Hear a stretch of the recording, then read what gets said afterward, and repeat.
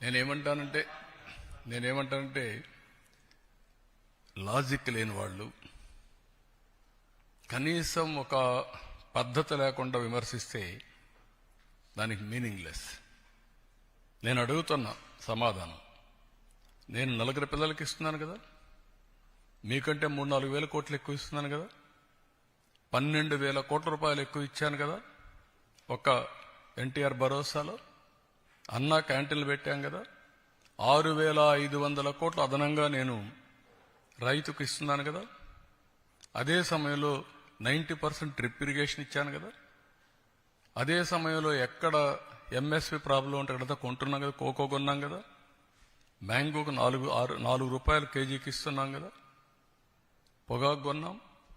ఇవన్నీ కూడా మీరు గుర్తుపెట్టుకోవాల్సింది. కొంతమందికి విష ప్రచారం చేసి, రౌడీజం చేసి, దౌర్జన్యం చేసి పెత్తనం చేయాలనుకుంటున్నారు. ఆ ఆటలు నా దగ్గర సాగవు. నేను ఐఎమ్ వెరీ క్లియర్. మళ్లీ చెప్తున్నా, మీ ద్వారా ప్రజలకు కూడా చెప్తున్నా, ఇంతవరకు నా మంచితనాన్ని చూశారు. తోక తెప్పితే మాత్రం పబ్లిక్ సేఫ్టీ కోసం ఎవరిని ఉపేక్షించడం, అందరికీ గుణపాఠం ఉంటుంది.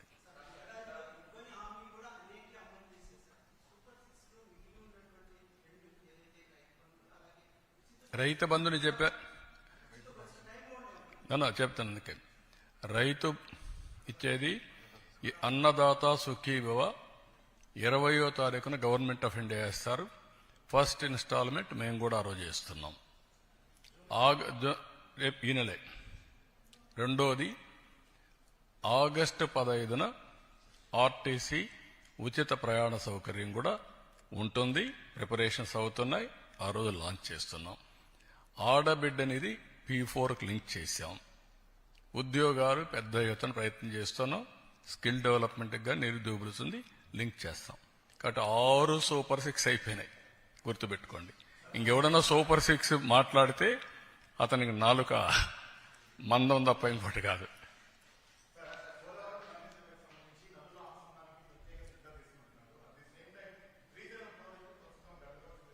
అది కూడా చెప్పాం. ఆ ప్లంజ్ పోల్ ఒకటి కొంచెం చిన్న సమస్య వచ్చింది. డబ్బులు శాంక్షన్ చేశాం. Work is going on. We have taken decisions.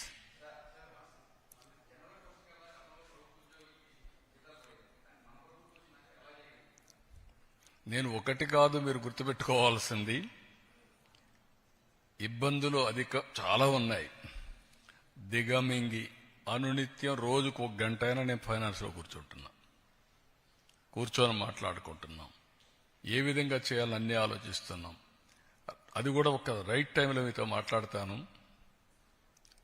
ఒక 11 సీట్లతో బుద్ధి చెప్పిన తర్వాత కూడా బుద్ధి మారకుండా ఏ విధంగా వీళ్ళు అడ్డపడుతున్నారో రైట్ టైంలో I will place before you with documentary evidence. అది ప్రజాద్రోహం. నేను ఆస్తులు తాకట్టు పెట్టడంలా, మద్యం ఆదాయాన్ని తాకట్టు పెట్టడంలా, కానీ ఒక క్రెడిబిలిటీతో ఎక్కడ కూడా సంక్షేమం ఆగకూడదు. అభివృద్ధి ఆగితే ఆదాయం తగ్గిపోతుంది. 2 బ్యాలెన్స్ చేయడానికి సమాంతరంగా తీసుకుపోతున్నా. దాని మీద ఎన్ని ఆటలాడాలన్నీ ఆడుతున్నారు. రైట్ టైంలో మీకు చెప్తున్నా. ఈరోజు అందుకనే జీతాలే కాకుండా పెన్షన్లు కూడా రైట్ టైంలో ఇస్తూ అందరినీ ఎక్కడికక్కడ చెప్పిన హామీలు ఎవరికి ఏ ఇబ్బంది లేకుండా చేస్తున్నాం. ఈవెన్ ఇన్ఫ్లేషన్ కూడా మనది లోయెస్ట్. మీరు ఆ విషయం కూడా గుర్తుపెట్టుకోవాలి. Thank you.